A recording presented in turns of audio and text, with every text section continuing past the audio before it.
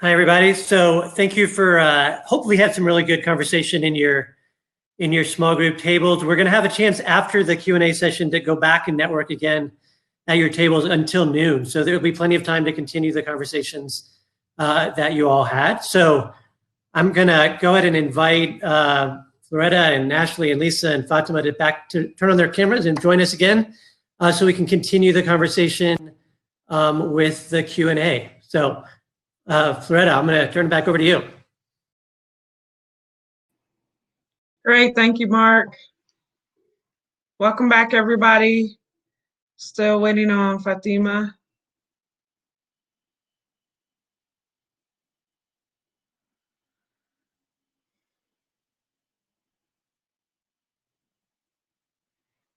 Just give it another minute, but we'll go ahead and start with the questions. Okay, yay, woo! The band is back. All right, so we're gonna jump right in the questions, and I think whatever questions our panelists feel comfortable addressing, we will. I mean, we have some good representation here, but we don't have all represented here on the panel by either identities or experiences with certain things. So we do want to honor that, but I will put the questions out, and whichever panelists have some thoughts, then we will welcome that. So the first one here is: water is a continual challenge here in the San Luis Valley. Our water is always under threat of being taken for front range growth. Farmers here are having to buy water. How to support them? So I don't know if any of the panelists, Fatuma? Yeah, so I'll jump into this. So I want to just say that, when it comes to both water and air, from my personal experience, while they are, clearly some of the deepest entrenched spaces of structural racism and appropriation, they can become so technical that it can be intimidating to approach it, and seems like technical expertise is needed. So even for me, it took me a while to come to this, even though it's like some of the most essential things, water as a farmer. So water in particular, and even air, which is very important for us, speaking about COVID, how this impacts our Black communities, looking at things like what's going on with Suncor, global Illyria Swansea, these air violations that they just did. And then you need experts to be counting the air particles to make those arguments. So there's so much about data in that way, but we have to jump in because actually we know we're made of water, and we have our own engagements in it. So my response about water is, it is such an important topic right now. 90% of water use in the state is allocated towards agriculture. In Colorado, the water law was really a historical accident of allocation for mining and then later irrigation use. And really it was the mining claims of first in time, first in right, that spilled over to water claims in the days of early exploration in the West. And I think that itself, is an important thing, because that would give all Indigenous people first in claim rights, and that is just overlooked. And in Colorado, because of the droughts that happened, Governor Hickenlooper here appointed the creation in 2013 of the Colorado Water Conservation Board to draft a Colorado water plan that went into effect and tries to deal with the state's growing population and water resources challenges, and in some ways doing it in this bottom-up way with over 300 sister agencies that joined to do it. I want to note that within that water plan, leave aside Black or other communities of color. Acequias themselves are mentioned one time as a footnote. And so for you, a human in the San Luis Valley, our acequia systems there in Southwest Colorado, such a historical and important way of water management. And I'd encourage everyone to look at the Acequia Institute led by Devon Pena there. There's some big fights going on there, and there's a lot of corporate imposition that's happening right now. We know that even when ATMs or water transfers happen, that indigenous populations are paid way lower for those. And there's just so much in that struggle that we all need to jump into, and is the frontier of our fight right now. We can see this drought happening even right now in urban centers. We might not think about it while the water's flowing from the same places that they're restricted from accessing. So there's so much there. The Colorado Water Plan is going into review in 2021. There's a lot of us working on these equity elements to bring it. So there's that at policy level, and then there's just so much work to support in direct action around water, and just for us being informed, at least in our state, about how water flows and where we should be participating in that. It's kind of, I feel like, a silent fight that happens and regulations that happen. Thank you. Okay, and the next question is, and we've talked a little bit about this, but if you have other thoughts, of course, share. Poverty underpins hunger. How can we address hunger if we don't address poverty and the historical legacies and systemic mechanisms that perpetuate and reinforce poverty? I know we all got something to say about this, but I'll jump in first. And I feel like the answer is you don't do one first, or you don't do them separate. You must, I mean, I'm so grateful that we're learning. I mean, thank God, you know, for intersectional as a concept and as a thought about just understanding that, you know, we, and you know, indigenous cultures have known this since forever. We are all connected. And so what, you know, it also goes to that whole thing about the way the nonprofit sector has organized itself into issue silos.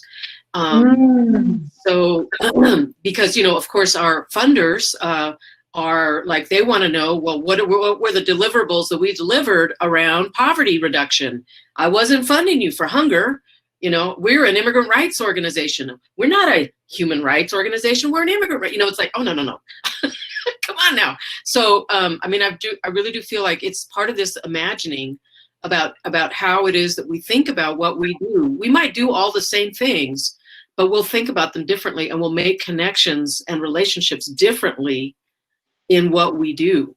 So it is imperative to address poverty and hunger at the same time. It is imperative to address immigration and hunger at the same time. Now, I mean, I feel like, you know, what it is in my organization, we have a mission. And so, you know, I can't be opening a ballet school because I am running an immigrant rights organization. So I find my analysis and my skills are called into question in different ways every day, depending on what are the relationships in front of me, and what are the struggles we're fighting right now today, and how do I step into them? This might sound very abstract and conceptual, but it really is very, you know, some days I need to address the emotional health of my staff. Some days I need to address whether or not we're going to be able to get a bill sponsor. Some days I need to be able to sit down with Fatuma and Ashley for coffee so we can talk about how to build a movement that has stronger ties so people don't feel like poverty and hunger are two separate issues. Right. We're all learning together, right? Thank you. Yep. Yeah, and I guess just, you know, the question I want to ask in response to the question is, you know, what is our analysis of the root causes of hunger and poverty? You know, I think a lot of times, especially when we're talking about poverty and hunger, we immediately go towards a more a direct service lens. Fix the problem today. People need food today. This is true. This is absolutely true. And direct service is absolutely necessary in our current structure. But how are we imagining beyond the current structure to say, why do we even need direct service? Why, how do we get to a point where we're not thinking about just providing for people, but we're actually changing a system. So that's not a need. And these needs are just met as a virtue of being in a society together. Thank you. I guess kind of what Lisa was saying at Frontline Farming, and as a person, I've had to really explore what it means to me in terms of an ethics approach. And so I really hear what you're saying, Lisa. And the way we look at it is it's not about a teleological or an ultimate endpoint of saying we're only looking at sovereignty and liberation, but we think of security, justice, and liberation. They're separate things, but they all work together in different ways. And as a human, and sometimes I see this a lot with people working in organizations, you might have certain values, but you see that they're restricted because of their board or different things. And those can become really confusing conversations, you know, where it's like, don't we agree on these values? So in terms of, you know, security, we think about it in terms of meeting the direct needs of our community. We have to do that. We can't just be like, nah, we're really trying to solve this deeper problem while we know that we have the mechanisms to access food and get it right to the people who we know need it. We think of justice as appealing to that system as it exists and fighting that fight in those rooms. And then we think of liberation as a constant thing.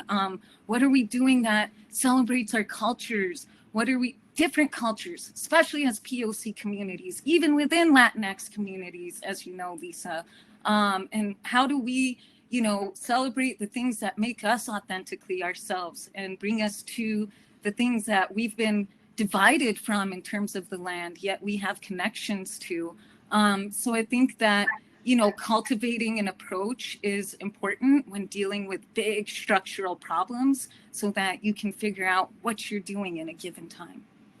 Thank you. I think also just to add to what was said before and directly to the question, and these are related to questions we didn't necessarily get to, but just looking at what does it mean to have universal or guaranteed basic income, or reparations, or healthcare for folks. Those are things that can help address those systemic issues as well. Our next question is, how would you... Hey, Flo, just before you move on, I also just want to say, and to Ashley's point, when we talk about poverty, that means, you know, a disenfranchisement, systematic system, apartheid systems that divide people from food. We don't like being called food deserts in our community. All types of things that have reinforced particular types of power structures, but that doesn't mean that people are poor. And so I often like to think about what that means and be clear about it, and think about the assets as well. And we like to really approach it from that perspective of saying, wow, with all these things, even when I have to give talks in spaces, it's like, with all these things, these systems, let's talk about it, that have been created against you to even access good food, how have you been resilient in the face of that? And go from there. I appreciate that. Yep. And also perhaps what are we also missing out on regarding how people are managing and how they are making it. So yeah. And what contributions, right, are not being documented or appreciated or recognized. Yeah. Thank you. So this next question is, it's, how would you hope that white people in white-led organizations call in other white folks into doing that deep internal work to stop reproducing oppressive structures?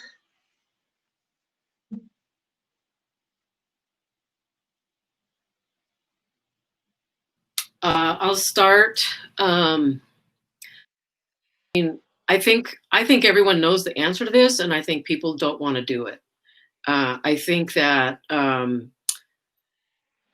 I think white people need to call it and to talk about their own privilege, our own privilege. I mean, I don't think of myself as white, but I'm light-skinned, and so I have that privilege.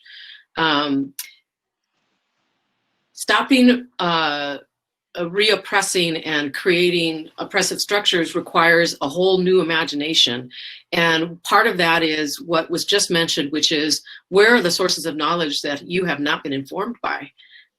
Because of course our communities, yes, they have been oppressed, and yes, literally the whole weight of the system is on the backs of people of color and indigenous communities. And there's amazing beauty and strength and resilience and creation. And, what are you learning from? What are we learning from? Who are we learning from to not reproduce the way things are? So there are groups that have done work on what white supremacy looks like within organizations. And there's even a checklist, which I'm not a big fan of checklists, but like what white supremacy culture looks like within organizations is a thing. What the whole thing about punctuality, the whole thing about perfectionism, the whole thing, I mean, we could just go on and on. And I cannot for the life of me remember the website, but as soon as I remember it, I will put it in the chat. But actually Flo is a consultant in DEI work. You probably know much more than I do about different ways that folks can get involved. But I do feel like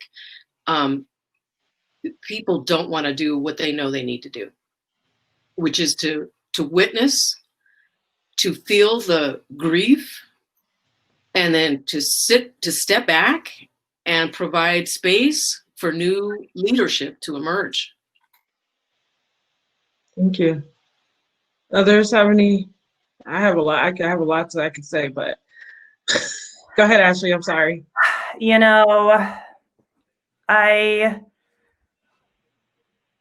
I think that this is there is no right answer, right? This is such a loaded question. And I think that when I see this, I see white people so eager to jump to action, right? Because there's a lot of urgency and there's a lot of work that needs to be done. But when we're talking about white people calling in other white people to do internal work, has that first set of white people even done the internal work to be calling others in to do work themselves? Are we, I think when I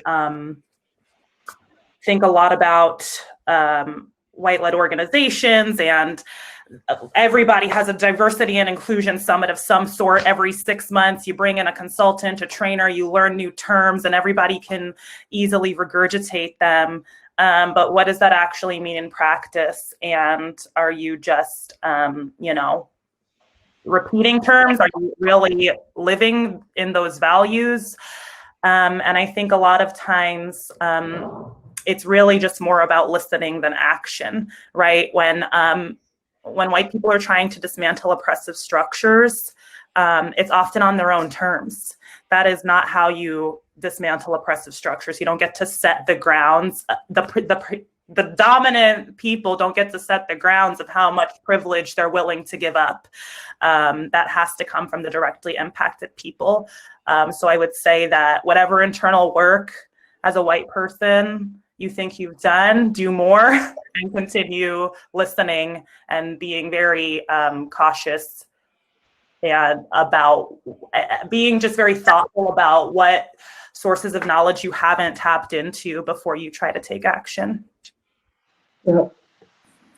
So I felt hesitant to want to do the work of answering this question, but based on sort of what Ashley said, I'd offer an example of what that means to me. So when, for example, we've done big equity facilitations or trainings, we'll have people that need to take this work to maybe another rural region or a different constituency and hear back, when we take this work there, these white people, it's going to be really hard for them. They're not even going to accept this part, let alone getting to that part. And it had dawned on me just recently, how to respond to that, which is really what Ashley said, is like, ultimately that comment itself is a difficult comment for me to even mentally wrap my brain around, because I've had to do that work my whole life of trying to figure out how to pull people in to acknowledge my humanity. Let's say even as an identity of being Arab, how much people truly try to take away our humanity from us and justifying certain types of profiling, and have to have conversations with people where they want me to justify my existence, you know? And so those are the types of things that we're doing all the time, and is a type of work that you have to figure out and flipping those privileges, because the work of flipping the status quo and bringing in the values that we truly believe in is not comfortable, and it's hard, and it's a struggle, and people are going to be against you, and all those systems you work for and that are propped up because of it are going to be against you, and it can be painful. So yeah, that would be my example. Excellent. I would, just to add to that, I would ask that I would ask you to think about, why is my organization still mostly white, especially in leadership? And what does that mean? And what will it take to actually have a more diverse or more represented? As we talked about here, you can't do the policies and procedures without the voice of the people, and that means in leadership roles. But what does that mean to have those people feel welcome and included in that environment? So all the things that the panelists have talked about would need to be done. And you have to look at it. It's painful, but you have to look at it through trying to eradicate systems of oppression. If you don't do it that way, you're going to become antiquated and irrelevant to making change. So there's a lot I can say about that, but there's, because everything will have to be reviewed and looked at and changed and modified. But I would start with having those hard conversations, but figuring out how to connect that to the people who are directly involved. So the next question is, how do we use this massive moment of disruption, COVID and civil rights moment, to shift away from expanding charitable food towards becoming a part of the larger food system as a whole?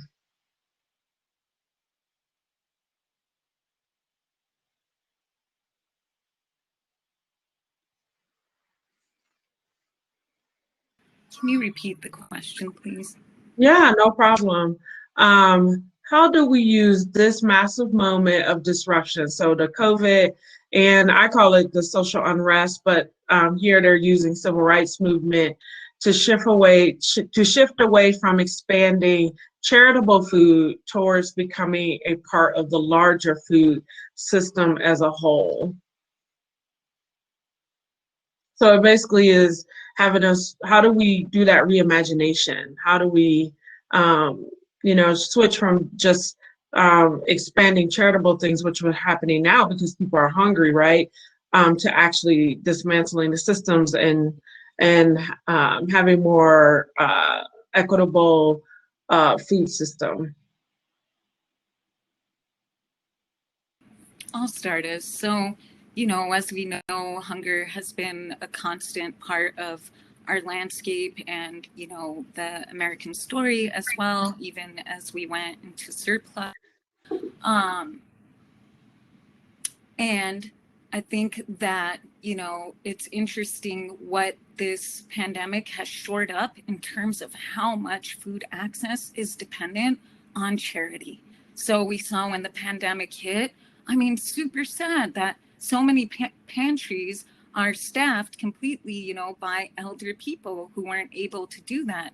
This type of work that sustains communities in terms of food being something to have access to is being done through charity, and that we see the numbers hitting that large a point right now begs us the question of serious systematic issues and how we believe fundamentally money should be allocated in terms of state responsibility.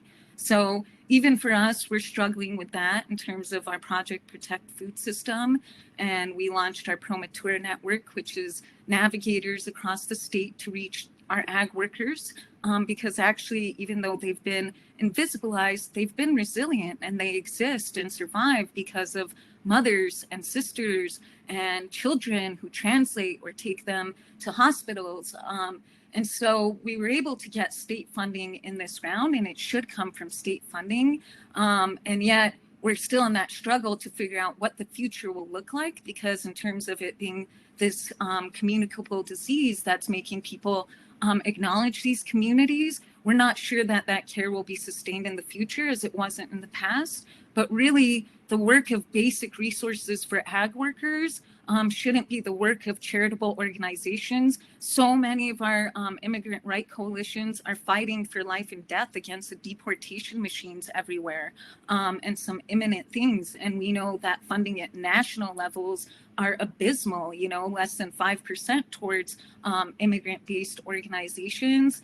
And so there's so much that's problematic about the model, not even getting into a lot of Lisa Durán's points about the problematics of how nonprofit funding itself works and who that money actually goes to.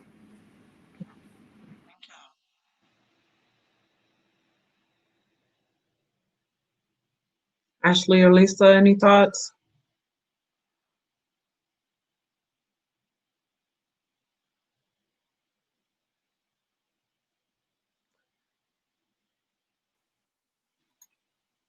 I can't address the issue. I don't know the food system the way that Fatuma does, but any issue moving from a charity mindset to a systemic analysis and a movement building approach, you know, I feel like that's, you just need to do it and talk to the people around you.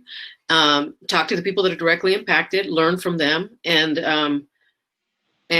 identify what you're doing that makes your work charity. And identify by listening how you can build community and build more sustainable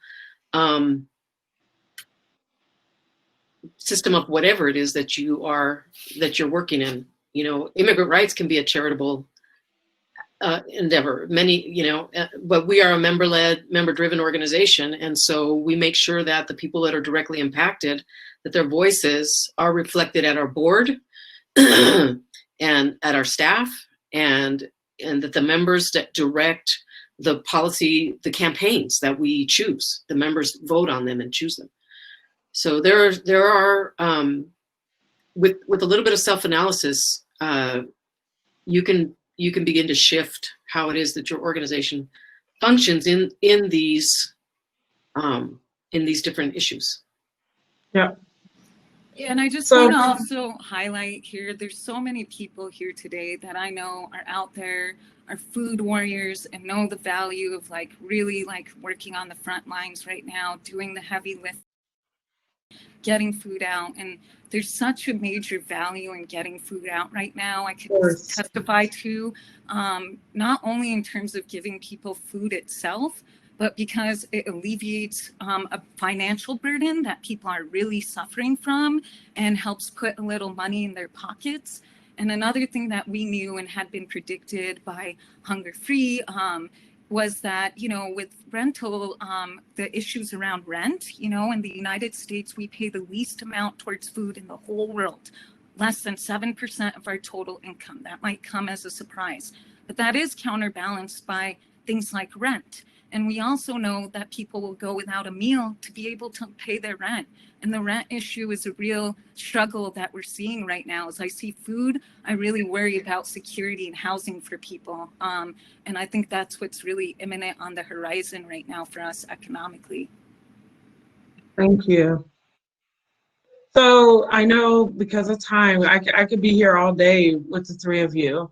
I want to give you opportunity to share any kind of closing thoughts before we go into time for thank yous and closing and networking. But any kind of closing thoughts you want to leave with people? And I'm sorry we didn't get to all the questions, but I actually think Hunger Free Colorado should take these questions and share them with all organizations, because everyone needs to be looking at these questions.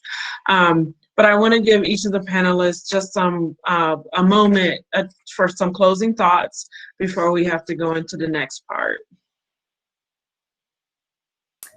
Sure. I guess my closing thought will build on the last question. How are we moving from, essentially beyond food systems, how are we moving from these charitable direct service models to actual transformational systematic changes that are sustainable for our communities and have longevity? And I think, the answer is organizing. Up until a month ago, my title was organizer. So I really do consider myself one. And that's what you do. You talk to people, you meet them where they're at, you find out what issues impact them. Don't try to impose what you believe their needs are. And you build trust and you build something together. So I would encourage folks to explore more about organizing, what it means to organize for power and social change, and meaningfully do that work.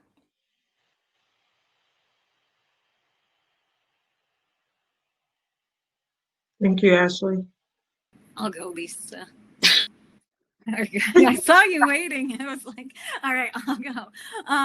So I guess as times of crisis create opportunity. What kind of opportunity that will be is yet to be determined.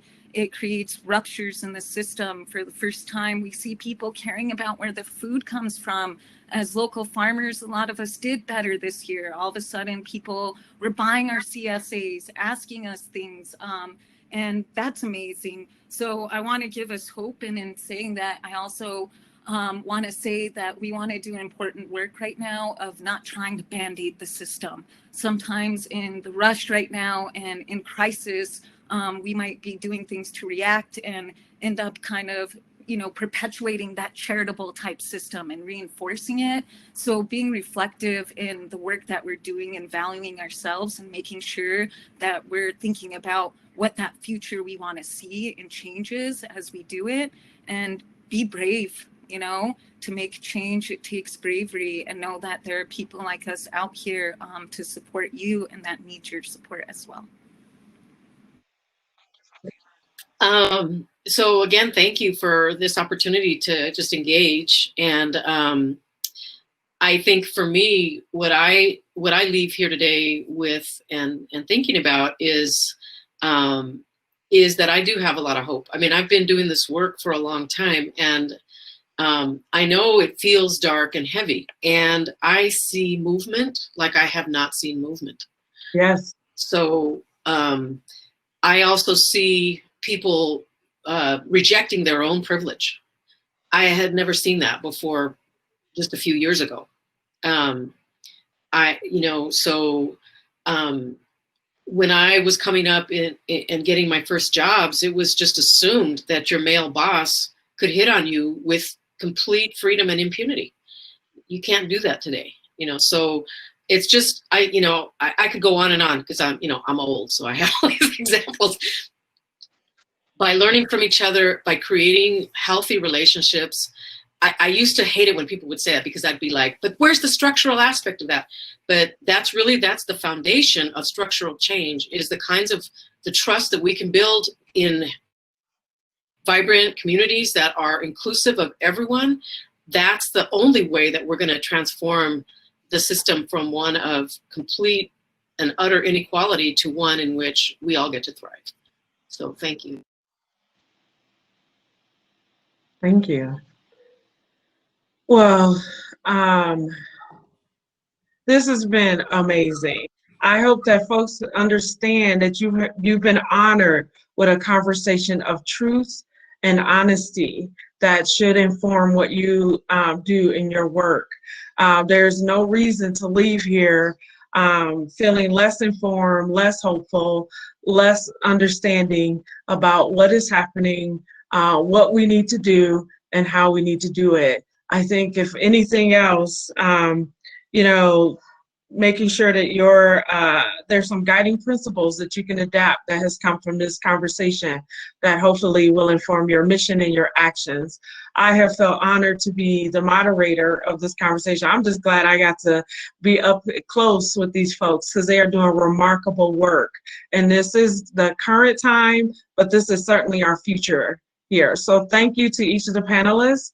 Thank you all for trusting me to help lead this conversation. It was an honor. Well, I wanted to give a huge big thank you to Fleurette and Ashley and Lisa and Fatuma. Incredible conversation. Thank you so much for taking the time to be with us this morning to share your wisdom and insights. I know that I've learned a lot, and I'm hoping that a lot of folks in the audience have, had at least one aha moment that they really want to dig into deeply and explore. And I also really hope that folks have thought of at least one or two ways that they want to engage with each of you. They want to reach out to the Colorado Immigrant Rights Coalition and Frontline Farming and 9 to 5 and partner with you guys, with you all my apologies, with you all to really figure out how we can work boldly and intersectionally to address the systems that are broken that need to be fixed and to change how we do the work that we do as well. I really appreciate that. All of the wisdom that you all shared around how we do the work, not just what is the work that what is the change we're trying to make in the community. So thank you very much to all of you. Really appreciate again your time this morning. So I want to just say a few final closing remarks for folks before we move on. So we are going to have until noon to network. So hopefully in the breakouts, you all got a chance to have some initial conversations with people at your table. If you didn't figure out how to get it to work, probably just need to turn on your camera and your mic to be able to have those conversations. But we really hope that you two take some time over the next 40 minutes or so to talk to folks at your table. You can also hop to other tables by double clicking on those other tables to introduce yourself to people at those other tables and get to know them. Really, what we're gonna, our ability to be successful is our ability to work intersectionally with so many other folks who are here in this conversation. And so getting a chance to connect, get to know each other, hear each other's story just even a little bit is core to doing that. So really hope you take the time to do that.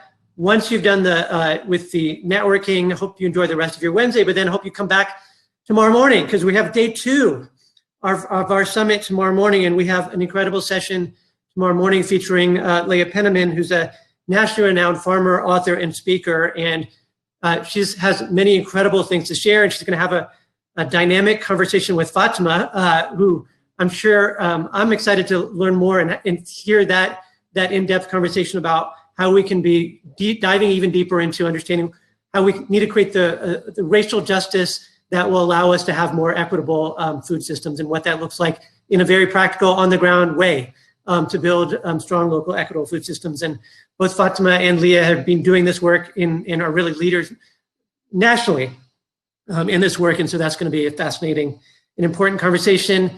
And then after that, we're going to get a chance to tomorrow to see a video highlighting the finalists for this year's Kathy Underhill Scholarship Award to learn more about some of the great work that leaders are doing across the state in creating more just food systems. Then we'll announce the award winner for this year for the Kathy Underhill Scholarship Award. And then we'll have another amazing conversation between last year's winner, Fatuma, this year's winner, who you'll learn about tomorrow, and Kathy Underhill, who's the namesake of the award and the founder of Hunger Free Colorado. So it's going to be a very educational and, like today, very educational and very inspiring. Hope you join us again tomorrow for that. And then in closing, I also want to thank the Alliance Center and the Community Language Cooperative for the critical roles that they've played in making today's event possible. Also, another big thank you to our equity sponsors, the Mad Friends, BBVA Bank, and the Colorado Health Foundation, and our corporate sponsors. And of course, a big thanks to all of you for joining us. Hope you enjoyed the conversation and the opportunity to talk, and I hope you stick around for networking and that opportunity to get to know each other. So with that, I'm gonna turn us over to go back to your tables to network and take that time to do that, and then I'll look forward to seeing you again tomorrow. Again, one last big thank you to our panelists and moderator. Really, really appreciate your time and all the insights that you shared with us. Thank you so much.